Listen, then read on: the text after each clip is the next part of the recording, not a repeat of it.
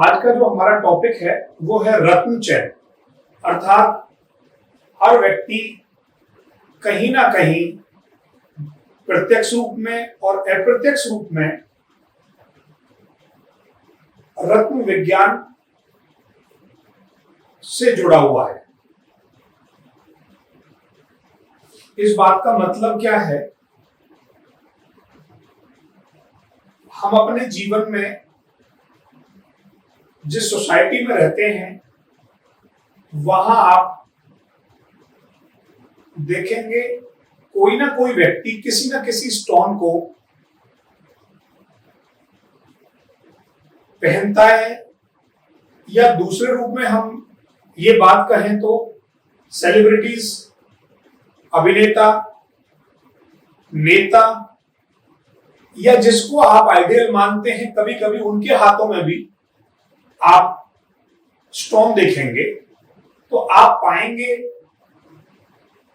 कि उनको उस स्टोन के द्वारा कोई तरक्की मिली है।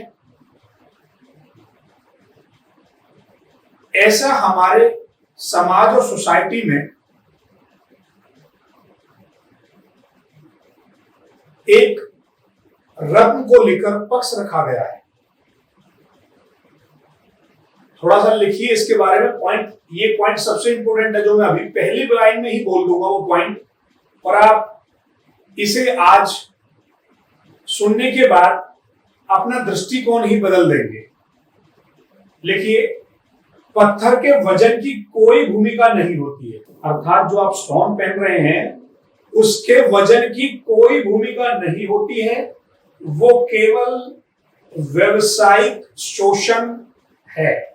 मैंने आपको वो गहराई बताने की कोशिश करूंगा इस टॉपिक के अंदर जो सच्चाई है और जो हमने बहुत सारे केसों में देखा, और फिर ये भी बताऊंगा इसे यूज अगर आप कर लोगे सही तरीके से तो ये बदल भी देगा जिंदगी।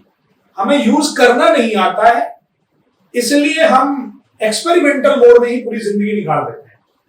मैंने पहला ही वर्ड लिखा, जो रत्न होता है उसके वेट का कोई लॉजिक नहीं है। वो मेरे ऊपर डिपेंड है, सामने वाले की जेब से पैसा कितना लेना है। मैंने लिखवा दिया 10 कैरेट, परंतु केवल एक स्टोन को छोड़कर, केवल ओनली वन स्टोन को छोड़कर किसी में वेट की वैल्यू नहीं है। वो कौन सा है स्टोन जिसमें वेट की वैल्यू होती है? उसे बोलते हैं फिरोजा। केवल फिरोजा के अंदर स्टोन के कैरेट वेट रत्ती की वैल्यू है।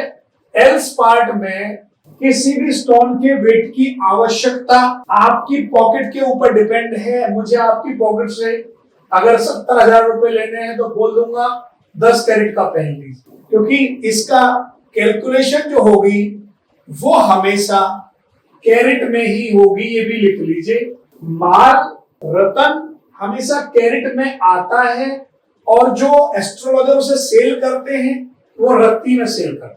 इसका मतलब क्या हुआ? कैरेट बड़ा होता है और रत्ती छोटा होता है, तो लगभग उसे सवा रत्ती के आसपास तो वैसे ही बच जाता है, तो आपने उसके पेट पर लात नहीं मारनी है। तो यहां जो मैंने लाइन लिखवाई है, ये जो इसमें रत्न के वेट की इतनी कारगर वैल्यूज की कोई भूमिका नहीं है। किस चीज की भूमिका है? लिखिए पॉइंट नंबर 2, रत्न के केस में वेट से अधिक धातु की भूमिका होती है। धातु आप इसे किस में पहनेंगे? गोल्ड में, सिल्वर में, कॉपर में, ब्रास में, ये धातु है।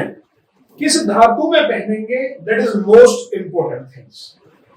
कई बार कभी कभी मैं खुद भी ऐसी धातु बता देता हूं और लोग सोचते हैं कि यार इतनी सस्ती धातु बता दी, पहनने में मजा नहीं आ रहा। तो भी लोग कहेंगे जी आपने तो व्हाइट गोल्ड नहीं बताया, आपको प्लेटिनम बताना चाहिए था। जहां काम मेरा, आपको ये बता दूं, चांदी से हो रहा है वहां मुझे प्लेटिनम की कोई जरूरत नहीं। जहां काम मेरा पीली धातु को बोलते हैं ब्रास। हमारे जो माता पिता थे, पूर्व जो बड़े बूढ़े थे घर के अंदर, आपने देखा होगा घर के अंदर पीतल के बहुत सारे बर्तन हुआ करते थे और बड़ा जबरदस्त रोल होता है। जो बड़े टाइप की वो हांडी टाइप की होती थी, पीतल की होती थी, टोकरियां टाइप की, उनका अलग ही महत्व होता है और वो बहुत कारगर होती हैं। वो एक एनर्जी को रिलीज करती है हर समय और उनसे हमें पॉजिटिव एनर्जी मिलती थी। आज के टाइम में वो सब लुप्त होती जा रही है। इसलिए आपकी रसोई के अंदर भी मैं अभी एक वर्ड बोलूंगा, जिन जिन घरों में एल्यूमिनियम अगर है तो समझ लो वो लोग कॉल कर रहे हैं, जबरदस्ती कॉल कर रहे हैं बीमारी को। आपके घर में रसोई के अंदर एल्यूमिनियम को छोड़ के इससे बेटर तो आप स्टील करें तो चलेगा, कोई प्रॉब्लम नहीं है। 70% करेक्ट है, 30 ये भी गलत है। पर चलो, अब आप स्टील को नहीं निकाल सकते, 70% आप स्टील अपनी रसोई में रखेंगे। आप पीतल, आपको जो है पीतल का है ब्रास, पीतल का हमारा मेन मोटिव है। यहाँ कुछ चीजें जो रसोई की होती हैं खाने पीने की, वो पीतल के में ही सबसे ज्यादा बेस्ट है। कुछ होते हैं कॉपर, हमेशा पानी कॉपर धातु में रखी हुई पात्र का ही पीना चाहिए, क्योंकि उसके अंदर जब वो रिएक्शन करता है कॉपर और वाटर में मिलाओगे आप, तो जो उसके अंदर एनर्जी कंटेंट बनेगा वो सीधा सीधा फॉर्मूला, ग्लूकोज फॉर्मूला ही जनरेट करता है। इसलिए वहां आपने सुना होगा बहुत सारे अपने बड़े बड़े पौरव तांबे की घंटी लाते थे, या हम देवताओं को तो जल आज भी तांबे की घंटी से ही चढ़ाते हैं, पर हम अपने लिए यूज नहीं करते। इसलिए पीतल, कॉपर और चांदी ये कम से कम आपके घर के बर्तनों में इन्वॉल्व हो।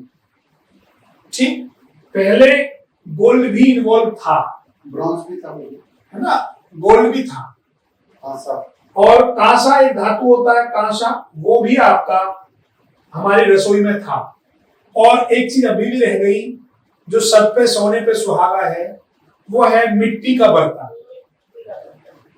वो भी अगर आप इन्वॉल्व करते हैं तो आपकी बीमारियां 70% रोकी जा सकती हैं, क्योंकि जब खाना पकता है तो कहीं ना कुछ रिएक्शन होती है, केमिकल रिलीज करता है, तो वो हमारे बॉडी में जाते हैं, उसके हिसाब से रिजल्ट मिलता है। सेम यहीं पर रत्न के चैप्टर में भी वही हाल है कि आपने स्टोन तो ले लिया, परंतु कौन सी धातु में पहनना है ये इंपॉर्टेंट है, इस चीज को ध्यान में रखना होगा।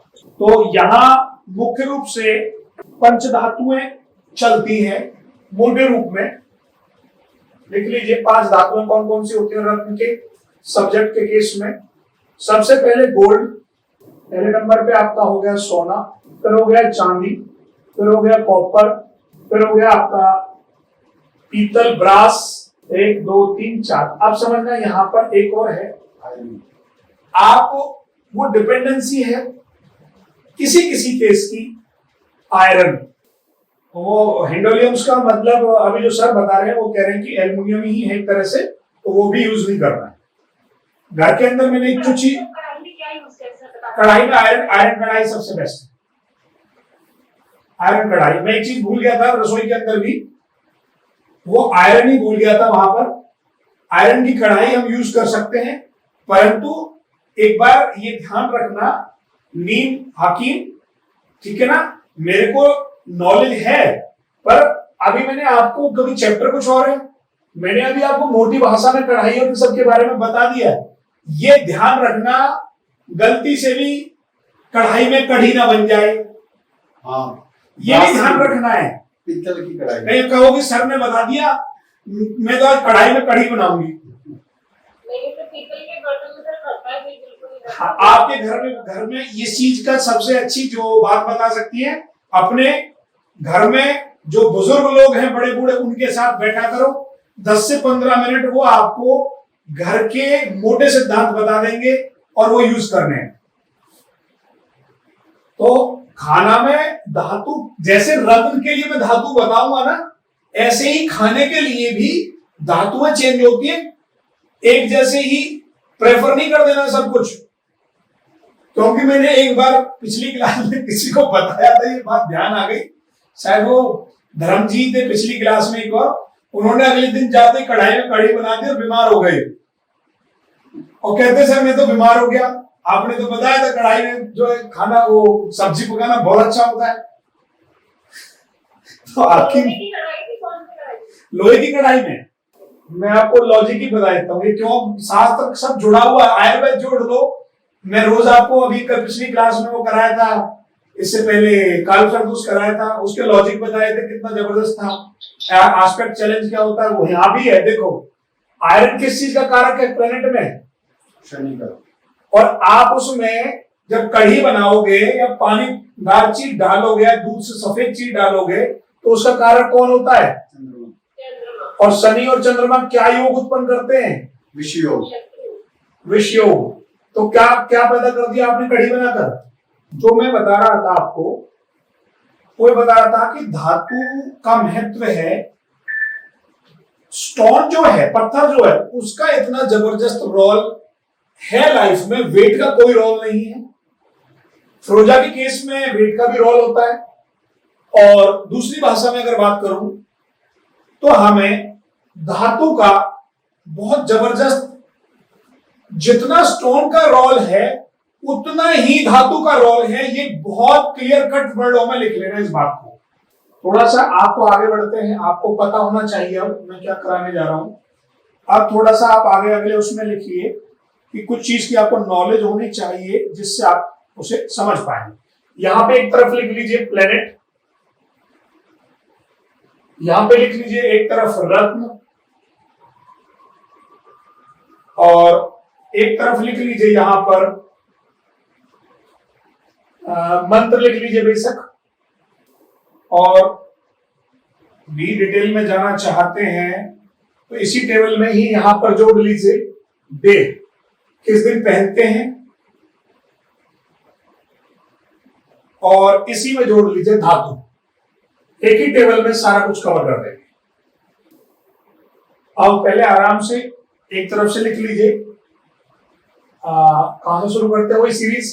केतु, शुक्र, सूर्य, चंद्रमा, मंगल, राहु, गुरु, शनि और बुध। ये आपने प्लेनेट लिख लिए, ठीक है। केतु के अवरत्न की लाइन में लिखिए, केतु के सामने लहसुनिया है, इसे कैट्स आई भी बोलते हैं, कैट्स आई। शुक्र के लिए आप हीरा, ओपल और फिरोजा। सूर्य के लिए रूबी, मानिक भी बोलते हैं इसको। उसके बाद चंद्रमा के लिए मोती, व्हाइट पर्ल भी बोलते हैं इसे। मंगल के लिए कोरल, मूंगा। राहु के लिए गोमेद, इसको गार्नेट भी बोलते हैं। गुरु के लिए पुखराज, और पुखराज भी दो तरह का होता है, लिख लीजिए ब्रैकेट में। एक होता है व्हाइट पुखराज, एक होता है येलो। एक होता है व्हाइट सफायर, एक होता है येलो सफायर। दो तरह के सफायर होते हैं। जो व्हाइट सफायर होता है वो एजुकेशन में काम आता है ज्यादातर। येलो सफायर हमारे प्रोफेशन में काम आता है, किसी भी चीज को एक्सटेंड करने के लिए पुखराज। देन सैटर्न का होता है नीलम, yellow sapphire, sorry blue sapphire, ये ब्लू सफायर। और मरकरी का होता है मरगस, पन्ना, एमरेल्ड बोलते हैं इसको, मरगस, पन्ना। और जो है एक नाम भूल रहा हूं, वो भी है, बता दूंगा अभी। तो ये हमारे रत्न हो गए प्लेट के अकॉर्डिंग। और मंत्र आप अगर लिखना चाहते हैं तो मंत्र भी लिख लीजिए। आपकी स्क्रीन के ऊपर जो है मंत्र मैंने लिखे हुए हैं ऑलरेडी, जैसे मैं पढ़ के बता देता हूं। अभी ये छोटे मंत्र मैंने लिखे जिससे आपको आसानी से काम बन जाए आपका। जैसे लास्ट वाला जो सबसे नीचे है केतु है, ओम श्रां श्रीं श्रों सह केतुवाय नमः। आपने केतु का लिख दिया है, यहां पे मंत्र लिख सकते हैं आराम से। ओम श्रां श्रीं श्रों सह केतुवाय नमः। ऐसे ही आप अब शुक्र का लिखेंगे, जहां हमारा हीरा लिखा हुआ है वो शुक्र का हो गया। ओम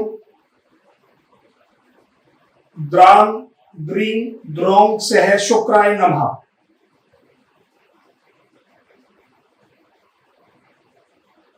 इसी प्रकार आप 9 के 9 प्लैनेट के मंत्र को भी लिख सकते हैं।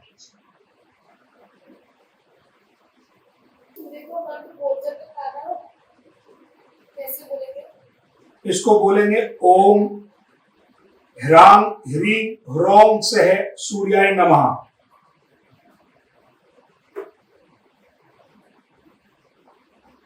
बड़ी स्क्रीन एक और है, यहां से देखो ये पूरे लिखे हुए हैं, ऐसे भी लिख सकते हैं आप। इसका फोटो खींच लीजिए, अपना स्क्रीनशॉट मार लीजिए इसका सभी लोग। यहाँ पे क्लियर लिखा हुआ है शुक्र के लिए ओम द्रां द्रीं द्रौं सह शुक्राय नमः। सूर्य के लिए है ओम ह्रां ह्रीं ह्रौं सह सूर्याय नमः। चंद्रमा के लिए है ओम श्रां श्रीं श्रों सह चंद्रमसे नमः।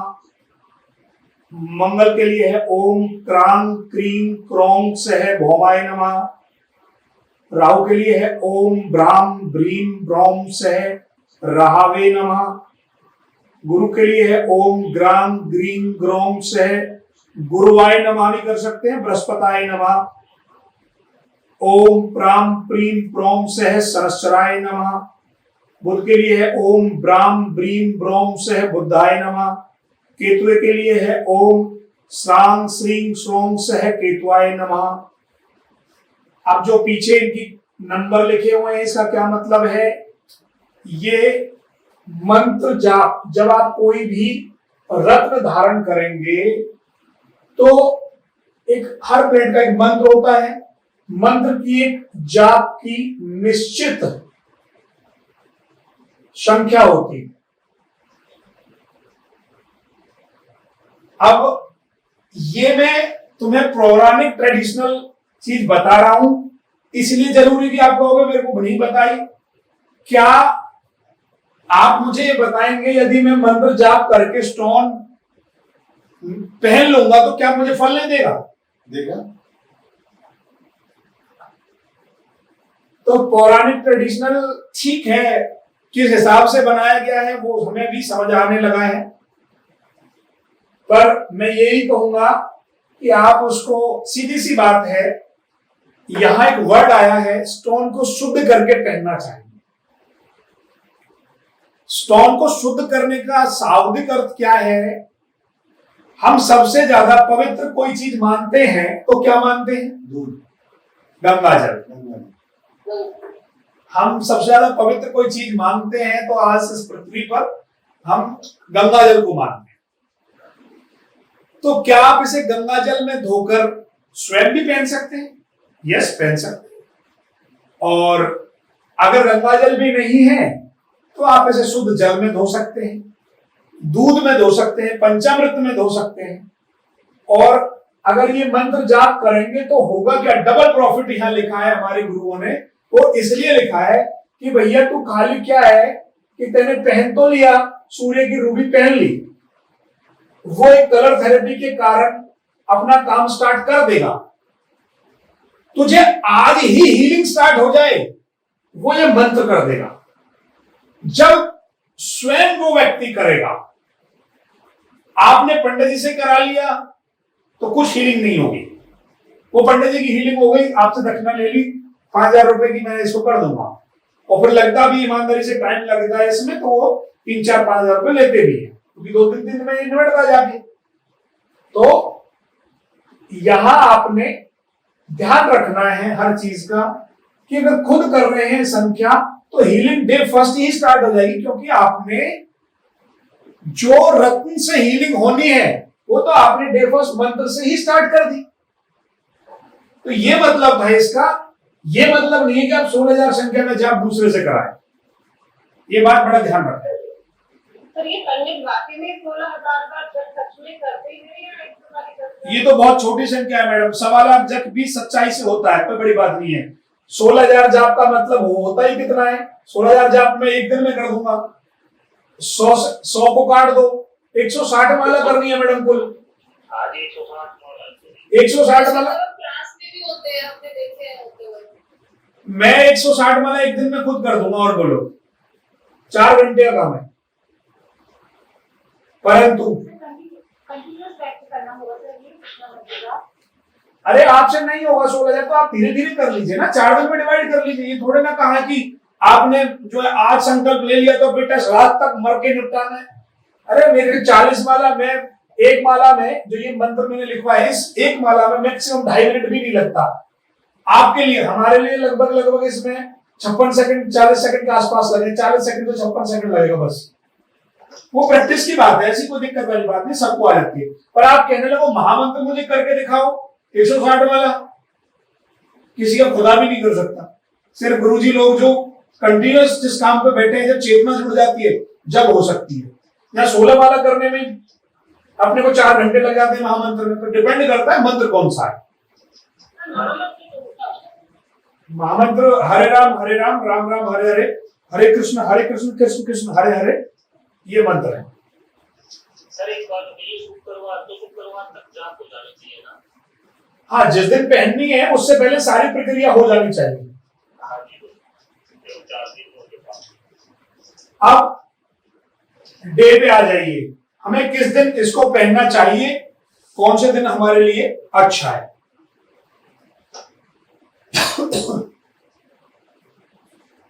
अच्छा, अब जो है सबसे पहले लिखिए आप आराम से एक तरफ से मंगल, अच्छा केतु डाल रखा सीरीज में, ठीक है। हाँ लिखिए केतु के लिए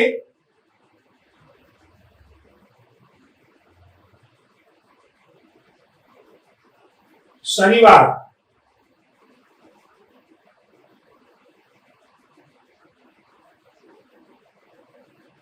शुक्र के लिए शुक्रवार।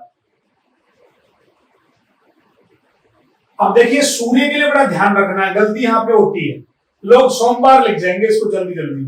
रविवार, ये रविवार है, और चंद्रमा के लिए सोमवार है।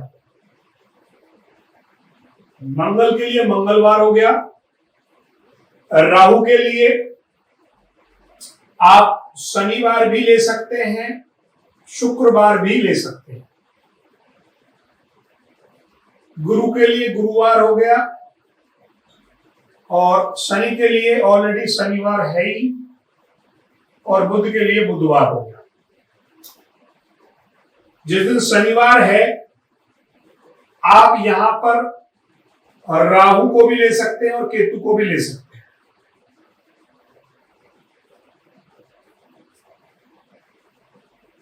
अब आती है सारी चीजें, मेन जो लॉजिक है उसके धातु पर।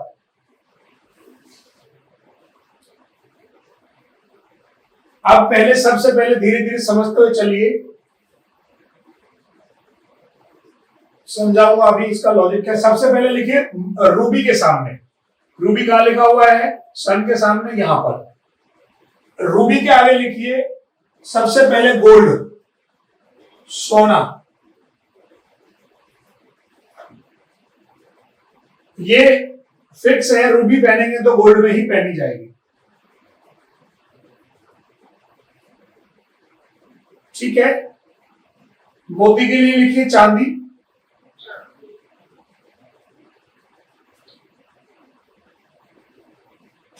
मूंगा के लिए लिखिए यहां पर सबसे पहले लिखेंगे फर्स्ट जो पहली धातु है वो है कॉपर, जिसको हम बोलते हैं वो तांबा। तांबा, गोल्ड एंड सिल्वर, ये तीनों में जा सकता है। पहली प्रायोरिटी तांबे की रहेगी।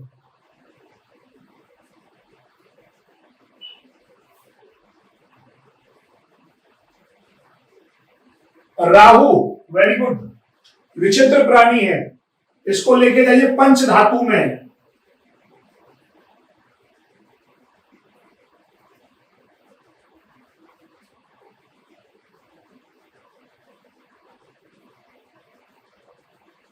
पुखराज, गोल्ड में सोने में, ऑब्लिक व्हाइट सोना, प्लेटिनियम, सफेद गोल्ड, नीलम। नीलम को हमेशा ध्यान रखना, लोग गोल्ड में भी पहनाते हैं और सिल्वर में भी पहनाते हैं। इसकी बजाय आप सीधा सबसे नंबर 1 प्रायोरिटी है इसकी सफेद गोल्ड, क्योंकि सफेद गोल्ड शुक्र का कारक माना जाता है।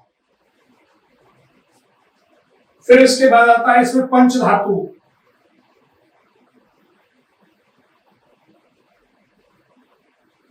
जो अब मेरी अपनी और मेरे दादाजी की अपनी बेस्ट रिसर्च है, मतलब ये कहीं तुम्हें पूरे हिंदुस्तान में भी शायद नहीं मिलेगी, और वो मैं लिखवाने जा रहा हूं, उसे नोट कर लीजिए। बहुत 4-5 पॉइंट हैं, पर आपको हमेशा जीवन में ऐसे काम आएंगे, बिल्कुल एकदम जहां भी फिट करोगे वहां फिट हो जाएंगे।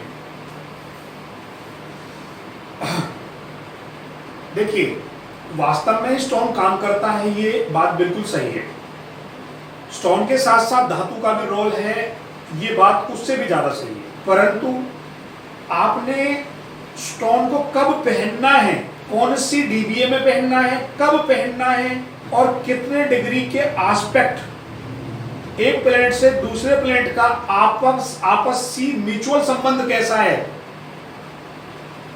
विद रेस्पेक्ट ऑफ आस्पेक्ट, एक प्लेनेट का दूसरे प्लेनेट पर कितने डिग्री का एंगल बन रहा है, उसे आस्पेक्ट कहते हैं। बहुत बार मैं बताता हुआ आ रहा हूं। उन सब चीजों को ध्यान में रखते हुए स्टोन पहना जाएगा, ये मैं भी निकालना सिखाऊंगा आपको। तो इसमें जो रिसर्च है, सबसे पहली बात लिखिए, जिन बच्चों की एकाग्रता में कमी आ जाती है उनको तुरमुली धारण करना चाहिए। स्टोन के नाम है, कुछ लिखते चलिए। तुरमुली, उनको तुरमुली धारण करना चाहिए। आगे लिखिए इसी में, महिलाओं को किसी भी प्रकार की बीमारी हो तो फिरोजा अवश्य धारण करना चाहिए। आगे लिखिए, जो व्यक्ति किसी भी चीज का नशा ज्यादा करते हो, चाहे वो ड्रिंक करते हो, चाहे किसी चीज की बहुत ज्यादा हैबिट हो, लत पड़ गई हो, उसे छुड़ाने के लिए सफेद नीलम या बिल्लौर, ये भी एक स्टोन का नाम है, बिल्लौर धारण करना चाहिए।